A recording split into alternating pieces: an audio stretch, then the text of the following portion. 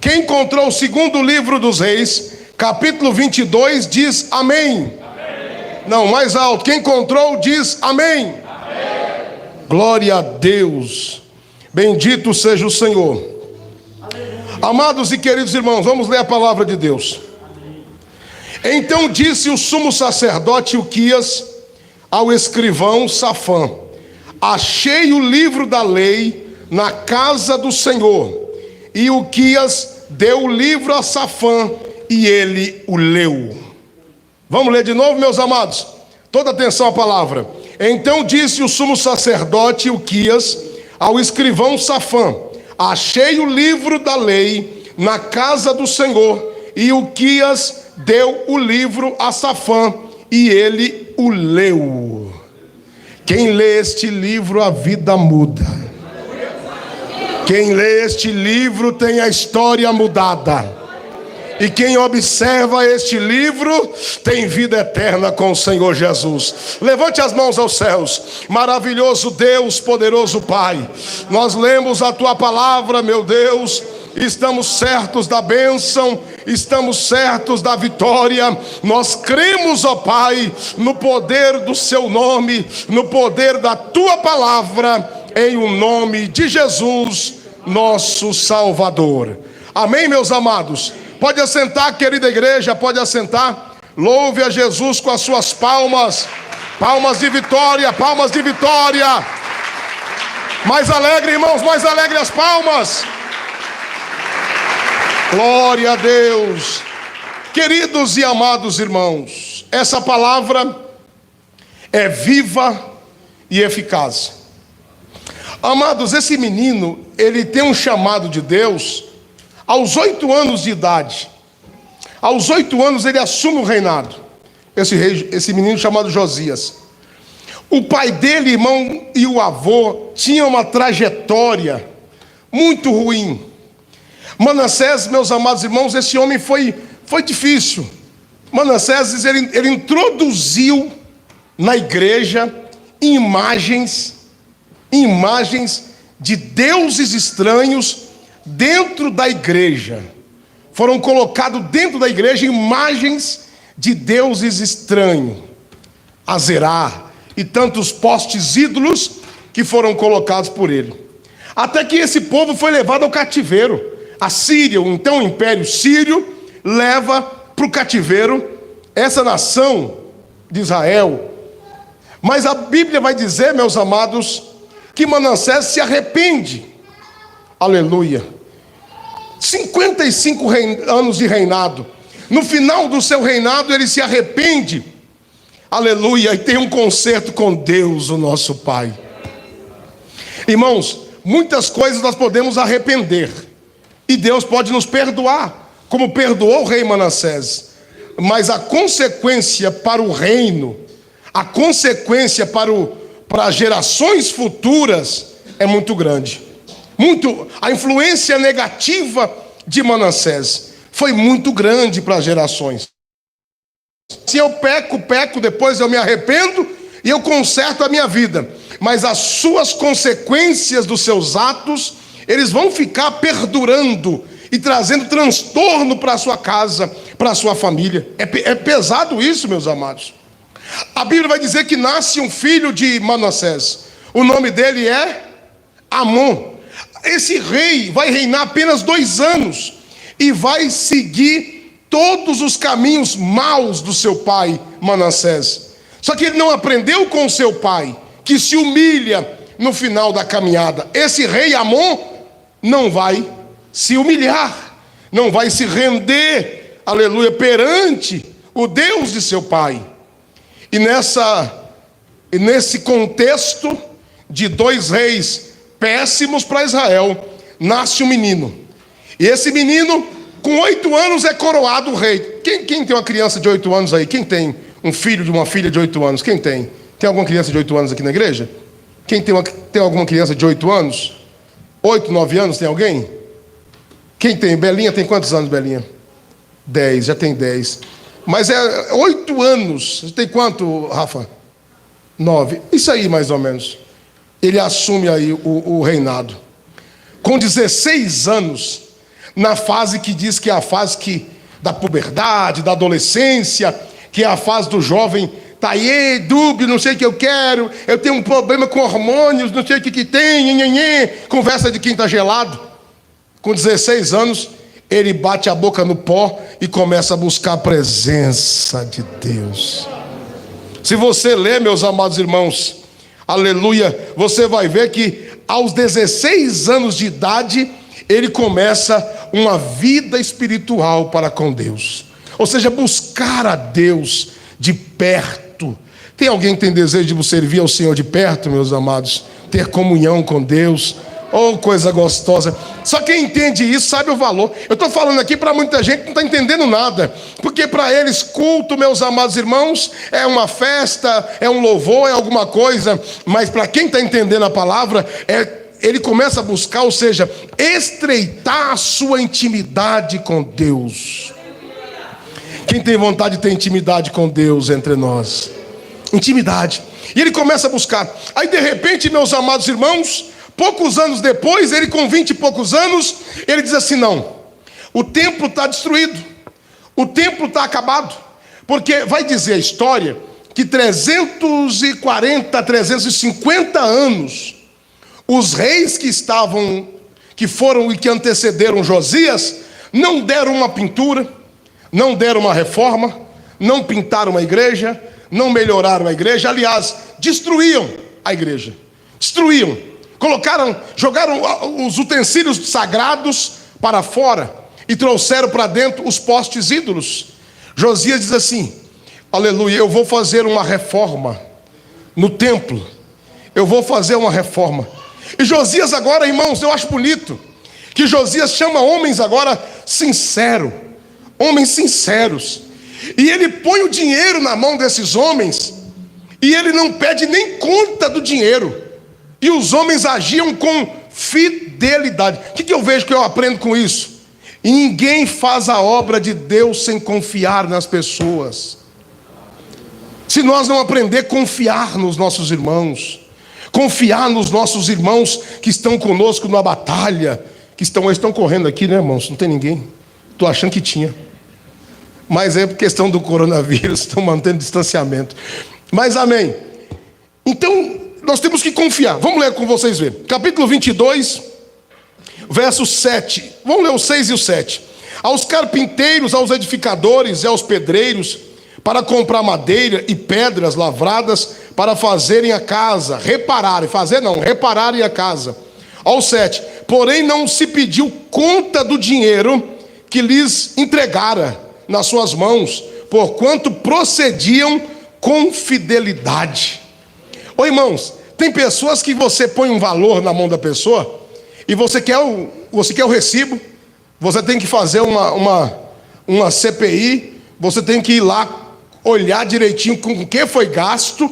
Mas tem pessoas que você pede para fazer alguma coisa, e que se a pessoa vier trazendo nota para a gente fica até chateado, ofendido, porque a pessoa é tão sincero, que você sabe que a pessoa é tão de Deus, que você fala: não, você para mim vale mais do que nota, você vale mais do que palavra, eu vejo Deus na sua vida. E esses homens começam a trabalhar com sinceridade. Deus vai levantar trabalhadores sinceros na sua obra. Quem crê, meus amados? Deus vai colocar do nosso lado mulheres de Deus, homens valentes, que trabalham e que fazem essa obra com sinceridade. Que não nos traz o quê? Dúvida. Que o caráter dessa pessoa não nos traga dúvida. A gente olha para ele e vê o brilho do Espírito Santo na vida do irmão. Mas hoje em dia a gente olha e não vê nada. A gente tem que ver papel, a gente tem que ver prestação de conta, a gente tem que ver tudo nos mínimos, porque você não vê mais nada na pessoa. Você tem que ver documento, tem que ver tudo. Mas quando o brilho de Deus falar mais alto, até os ímpios vão ver a glória de Deus na sua vida. Até os ímpios vão ver que Deus é na tua vida. Amados irmãos, eu acho muito interessante o livro de Reis e essa história de Josias. Porque, queridos, o livro sagrado, aquilo que pauta a igreja, havia se perdido, estava sumido. Sabe por quê? Deixa eu falar para vocês. Tomou conta nos dias dos reis que antecederam, com exceção de Ezequias ali em um momento da sua vida, a idolatria, o paganismo. Israel achou bonito, irmão, essa materialidade dos deuses aí de fora. Eles olhavam e diziam: os deuses de fora têm estátua, poste, ídolo. O nosso Deus não tem. O Deus aí de fora tem a imagem, o Deus aí de fora tem a vaca, tem o boi, tem os animais, nós não vemos nada. Irmão, isso é perigoso. E eles começaram a trazer objetos, materializar a fé, querendo uma fé palpável, uma fé que se pega. E eles agora, mais do que depressa, sumiram com a Bíblia, o Pentateuco, o livro. Quem sabe, eu imagino para mim que não seja. Alguns historiadores acreditam que seja o livro de Deuteronômio. Eu tenho para mim que seja ali os livros de Moisés, os 5 livros do Pentateuco, perdido. E agora, meus amados, quando Deus vê que alguém valoriza a sua palavra, deixa eu falar isso aqui. Quando Deus começa a olhar alguém que valoriza a sua palavra, Ele começa a revelar mistérios. Deixa eu falar isso aqui. Para Amon, essa Bíblia estava escondida. Para Amon. Para Manassés, estava escondida. Mas para Josias, ela foi revelada. Deixa eu falar para vocês. Para muitas pessoas, para muitos filósofos, para muitos acadêmicos, quem sabe portando e homens que escrevem livros que nossos filhos estudam, educadores, que os nossos filhos leiam seus livros, não tem essa revelação e não tem esse livro que você tem. Mas para aqueles que temem o Senhor, os mistérios de Deus são revelados. A Bíblia estava escondida, não estava, meus amados? Mas de repente tinha alguém procurando fazer a vontade de Deus. O Senhor está dizendo assim: deixa eu colocar os meus mistérios, deixa eu revelar para ele a minha palavra. Se tiver alguém aqui querendo servir a Deus, pode começar a ler a Bíblia, que Ele vai falar forte no teu coração. Se tem alguém aqui com desejo de servir a Deus, você vai abrir a Bíblia, para cá. Você não vai ler ela como um livro comum. Você vai abrir a Bíblia e de repente as lágrimas vão brotar dos teus olhos, porque os mistérios vão ser revelados ao seu coração. Quem quer a palavra revelada no teu coração? Acham-se o livro. E quando acham o livro, meus amados irmãos, a primeira coisa que se faz é ler o livro. E quando lê o livro para o rei, ele vai dizer: não, nós estamos sendo confrontados com esta palavra. Ô irmão, essa palavra que não confronta, essa palavra que não aponta os nossos erros, essa palavra que não mostra o erro, essa palavra apenas de autoajuda, essa palavra não tem ajuda nenhum, é autoajuda, é você tentando ajudar você mesmo, é autoajuda. Não, nós não temos palavra de autoajuda, temos palavra de ajuda de Deus, temos palavra de glória de Deus estendendo as mãos para ajudar essa sociedade, para ajudar esse país.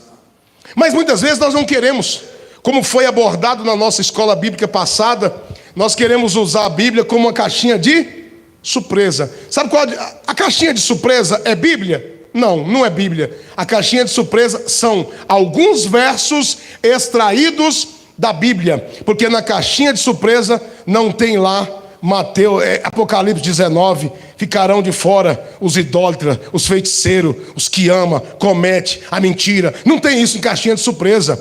Bíblia para mim é aquela que contém a verdadeira palavra de Deus, que nos confronta quando preciso for, que nos redargue, que nos corrige e que nos ensina a servir a Deus à luz da palavra.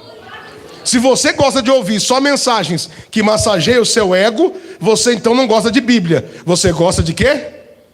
De caixinha de surpresa. Não é caixinha de surpresa, é caixinha de promessa. Estou falando de surpresa o tempo todo, mas é caixinha de promessa. Só tem promessa lá dentro.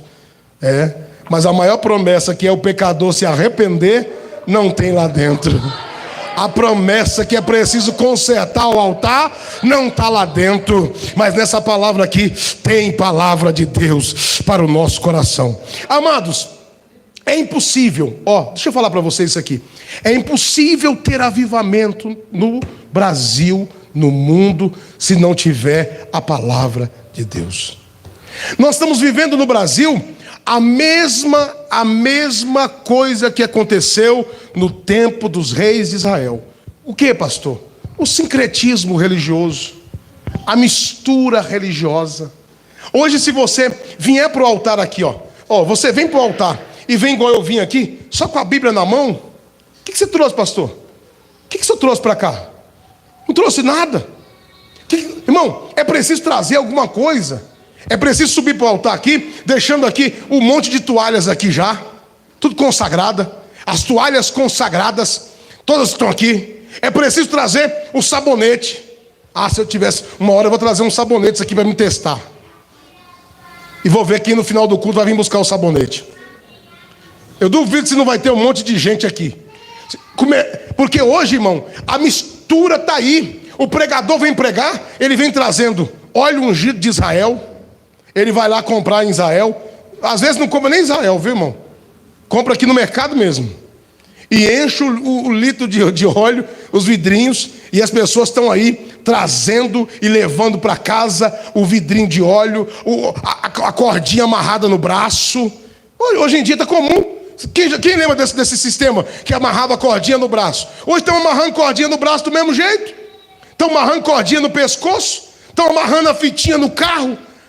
Meu irmão, é a época da idolatria, da fé palpável, e as mensagens estão fugindo do altar, mas Deus vai colocar a Bíblia no coração do seu povo que teme o Senhor. Aquele que não teme o Senhor, que nem Manassés, ele vai enveredar para o erro até ser levado para o cativeiro. Mas aquele que teme o Senhor, Deus vai dar desejo dele ler a Bíblia, Deus vai dar o desejo dele buscar a presença de Deus através da palavra. Quem de fato ama a palavra vai alimentar a alma ouvindo mensagens do verdadeiro evangelho. Irmãos, olha, irmãos, nós não gostamos de falar isso. Se nós não falar, nós estamos em erro. Esses dias a gente trabalha com os vídeos aí pela internet, estamos agora transmitindo. O camarada vai para cima do monte e pega uma vara e põe a vara no chão e fica lá no monte, o monte da revelação, o tempo inteiro revelando, é uma atrás da outra. Compartilha 30 vezes que vai ter uma revelação para você. Falta Bíblia, falta mensagens, falta palavra, falta ensinamento da Bíblia Sagrada. Deus está dizendo assim: volta a pregar a minha palavra, que eu vou abrir a janela dos céus. Volta a falar da minha palavra, que eu vou começar a curar os enfermos dentro da igreja. Está cheio de idolatria dentro da igreja. Quem tem que prestar atenção, irmão? Idolatria no meio da igreja. Mas eu louvo a Deus que nós temos um povinho aqui. É um povinho que para muitos é quadrado, é antiquado, é um povo do passado, mas é um povo que não precisa de pegar em objeto para sentir a presença de Deus. Não precisa pegar em sal grosso para sentir a presença de Deus. Não precisa beijar o pé do pastor, do apóstolo, para sentir a palavra de Deus. Não precisa inventar nada. É só abrir a Bíblia, que ainda tem vitória. É só abrir a Bíblia, que ainda tem avivamento. É só abrir a Bíblia, que ainda tem batismo com o Espírito Santo no meio dessa igreja.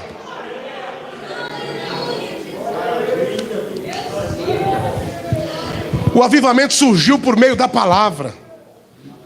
E esse rei agora vai temer a palavra. Irmão, deixa eu dizer para você isso aqui. Um homem que se põe à disposição da palavra salva a sua geração. Salva a sua geração. Josias salvou aquela geração. Sabe por quê? Porque quando Josias recebeu a palavra, lembra da mensagem passada que eu vou ler com vocês? Ele recebe a palavra e ele não quer só para ele a palavra.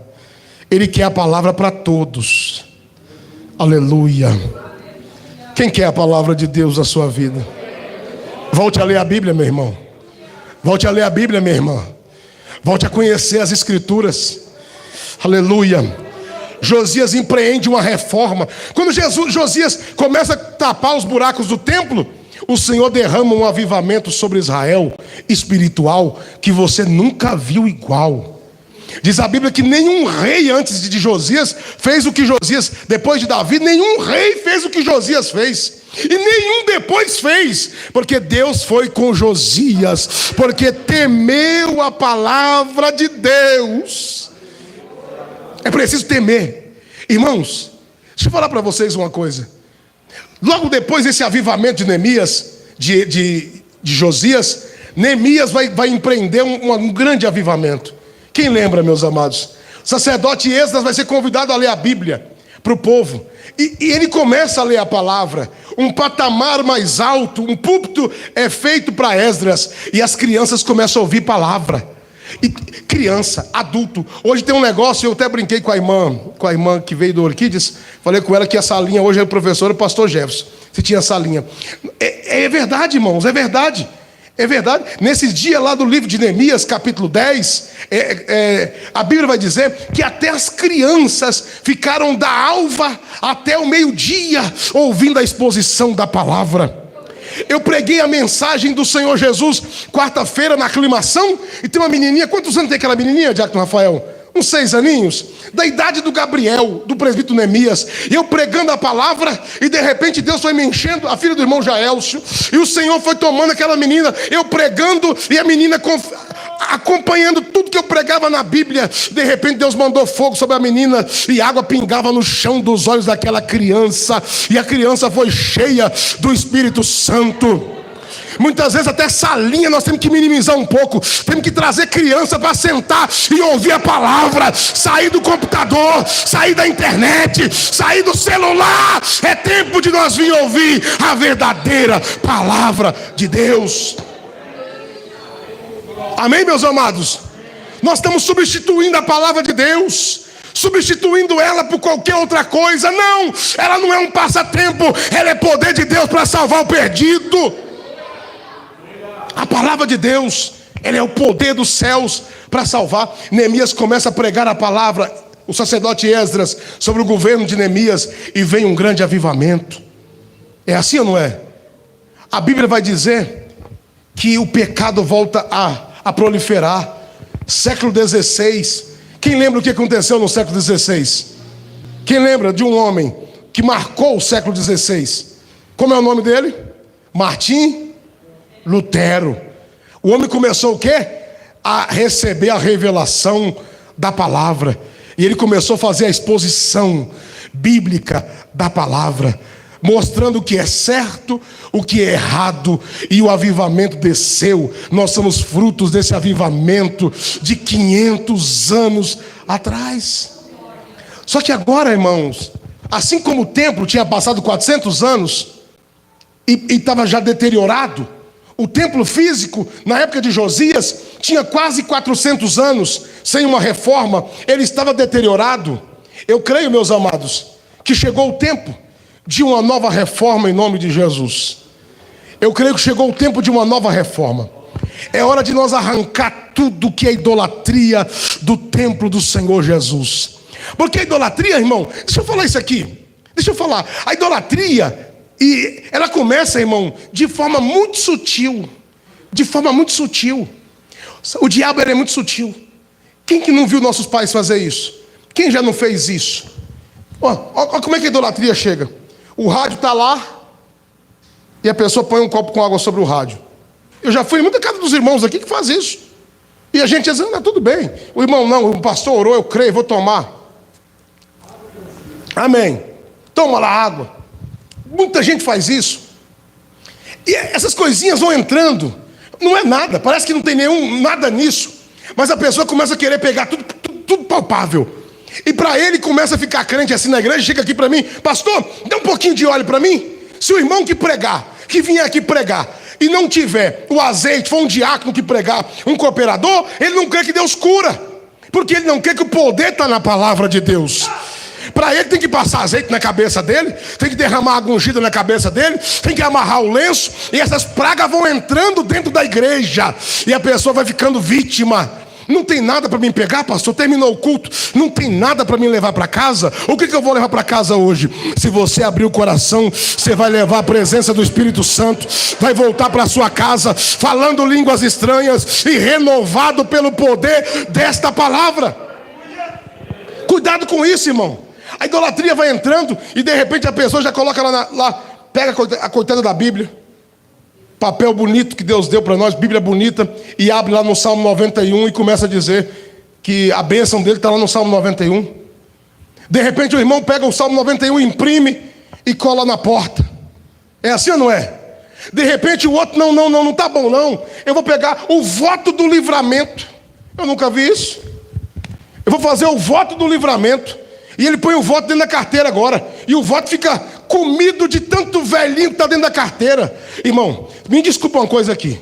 Vocês vão me chamar de louco. Se essas coisas me salvassem, eu nunca andei com um voto do livramento na minha carteira. A minha Bíblia nunca ficou aberta no Salmo 91. Eu nunca coloquei um copo com água sobre o meu rádio. Mas eu sinto a presença de Deus quando eu dobro o meu joelho. Eu sinto a glória de Deus. Esse negócio de materializar a fé, isso é muito problema. É crente vazio. Isso é Ófni e Finéias, que tem que levar a arca para o meio do culto.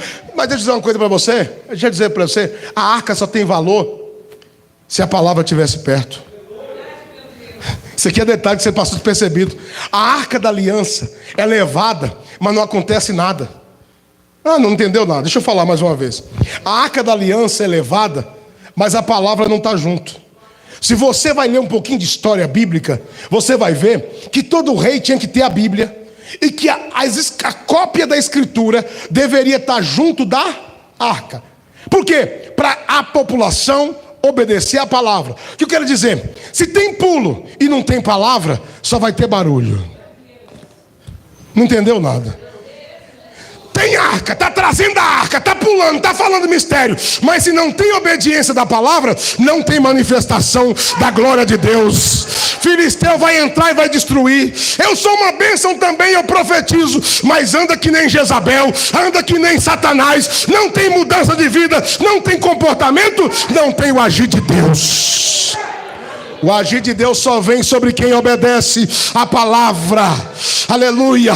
O nosso irmão Josias só foi abençoado porque houve obediência à palavra. Quem quer obedecer essa palavra, meus amados? Ófni e Finéias levou a arca, mas não levou a palavra. E não é levar a palavra física, não, é levar a palavra aqui, ó, no coração. É levar aqui, a palavra no coração. Aleluia. Alguém pensa que vida de oração é só aquele que vive o tempo todo de joelho e clamando para todo mundo ver. Vida de oração é quem acorda dando glória a Deus. É quem vai dormir sentindo a presença de Deus. É quem às vezes deitado, depois de um dia cansado, ele está deitado, já apagou a luz, está todo mundo dormindo, mas ele está meditando nas sagradas letras. Quem já fez isso aqui? Quem já fez isso aqui? Porque alguém imagina que alguém lê a Bíblia, meditar na palavra, é só com a Bíblia na mão aqui. Não. Quantas vezes a gente está deitado e está dizendo: Senhor, me dá uma palavra, fala no meu coração. E o Senhor começa a falar no nosso coração. Então as reformas, irmão, veio através da palavra na vida de Josias. Você quer buscar a Deus? Quer ter uma vida de santidade? Leia a palavra. Eu tenho um pastor, amigo meu. Eu mostrei essa semana o áudio dele para o irmão Micael, estava comigo na viagem, um pastor muito querido. Ele dizia assim: querem ler um livro cristão? Muito bom ler um livro, mas um conselho que eu dou: antes de você ler um livro, qualquer que seja ele o autor, você tenha lido pelo menos 4 vezes a Bíblia de Gênesis a Apocalipse, antes de você ler um livro. Pelo menos 4 a 5 vezes antes de você ler um livro. E todo dia, antes de você ler o livro, leia pelo menos uns 2 ou 3 capítulos da Bíblia, para você ficar, a palavra dele, para você ficar fortinho, bem fortinho, para você poder peneirar nesses livros que são vendidos. Eu creio, meus amados, que Deus vai levantar uma nação, aleluia, temente e obediente a essa palavra. Eu queria voltar a ver pessoas que têm prazer. Eu vinha para cá hoje, vinha angustiado. Eu falei, Jesus, por que nosso estudo bíblico aqui é 1 hora de estudo bíblico, irmão? Às vezes, quando passa um pouquinho, é 1 hora e pouco. Por que nós não conseguimos ajuntar mais pessoas? Irmão, pensa como é valioso o estudo bíblico da palavra de Deus. Você aprender desse Jesus que é manso e humilde de coração. Então, meus amados, deixa eu dizer para vocês. Josias salva a sua geração. Salva a sua geração com o poder da palavra. Purifica o templo. Celebra a ceia. Salva a sua geração. Mas de repente, Josias... Eu não gosto nem de ler o final. Quem lembra do final da vida de Josias? Só alguns irmãos lembram. Quem não lembra, eu vou falar para vocês. Um homem desse. De repente, acontecia uma guerra entre a propriamente dita Síria contra o império que se levantava. Que depois da queda do império assírio, levanta o império babilônico. E o rei Neco subiria pelo rio para enfrentar o rei da Babilônia. E aí o que aconteceu? Josias agora se prepara para a batalha. Olha como é que é, irmão. Deixa eu falar para você isso aqui. Você tem que ouvir a voz da palavra escrita e da palavra de Deus que sai da boca do seu irmão. Ai, você não entendeu nada. Deixa eu dizer para você, trocar em miúdos. É assim. Tem coisas que Deus falou com você pela palavra. Mas tem coisas que Deus vai usar o seu servo num conselho, numa palavra direta para você, numa profecia, numa revelação. Quando ele vai prontificar para a guerra, o rei Neco vai dizer assim: Josias, eu estou subindo para lutar, não tem nada contra você, fique em paz no teu reino, eu estou indo lutar contra os inimigos que Deus me mandou lutar. O rei era ímpio. E esse rei vai dizer: eu estou indo lutar porque Deus me mandou ir lá. Não entra na minha frente, porque senão você vai machucar. Porque eu estou indo porque Deus me mandou ir lá. Fica no seu canto. Sabe o que Josias vai fazer? Quem já leu a Bíblia sabe. Ele vai fazer a mesma coisa de Acabe. Ele vai vestir uma roupa, se disfarçar, vai dizer a Bíblia, e vai para a batalha, enfrentar o rei Neco. Alguém atira uma flecha e ele é ferido. Sabe por quê? Porque não ouviu um conselho. Uma coisa, irmão, olha cá, olha aqui. Tem mensagem que você vai receber sozinha lendo a Bíblia. Tem mensagem que você vai receber aqui no culto. Deus vai te avisar aqui no culto. Deus vai te avisar aqui no culto, assim, Você não está entendendo, não. Deixa eu falar mais. Tem pessoas aqui que Deus põe a vida e a morte diante de você, na dispositiva do altar do Senhor. Eu já teve vezes de eu sentar num culto assim, o pregador está pregando, mas não é o pregador falando, é a voz de Deus falando comigo. Quem já ouviu a voz de Deus assim, na boca de um pregador, e é Deus falando? E aí, se você tema e rebela contra essa palavra, você pode ter o fim de Josias, uma morte prematura, e alguém que podia ter feito muito mais. Eu sei que Deus tinha. Esse é o arcabouço teológico. Eles acham um jeito para tudo, né? O arcabouço teológico vai dizer: não, ele tinha que morrer logo para acontecer aquelas pragas que estavam escritas no livro. Tem que morrer logo para acontecer. Mas se o rei Manassés reinou quantos anos? 55 anos. É isso? 55 anos. Josias não poderia ter feito muito mais, mas desobedeceu a fala. Amém? Josias então perece, trazendo uma grande tristeza. Depois de Josias, nunca mais se levantou outro rei, porque Josias era a figura de Jesus, até que Jesus se levanta. O verbo se fez carne, a palavra habitou entre nós. A própria palavra veio trazer avivamento para a terra. Jesus é a palavra. Quando você prega Jesus, você prega a palavra. E eu creio que a palavra se move em nosso meio, no meio dos castiçais. O nosso Jesus anda para lá e para cá, nos ensinando o que nós devemos falar. Ele era a palavra, e a palavra veio trazendo vida para todos nós. Medita na palavra, Leia a palavra de Deus para que Deus venha te abençoar. Deus abençoe toda a igreja. A hora foi embora, nós não temos mais tempo, irmãos. Fique em pé. Toda a igreja querida, amada do Senhor. Eu quero perguntar aqui, e eu quero muita sinceridade. Quem dos irmãos estão entre nós e você percebe que você lê a Bíblia, mas tem dificuldade para entender a palavra de Deus? Em nome de Jesus. Você quer, sem nenhuma aglomeração, mas quem quer, faça que Deus revele para você a palavra como revelou para Josias. Olha aí, não vou nem chamar na frente, que deu muita gente.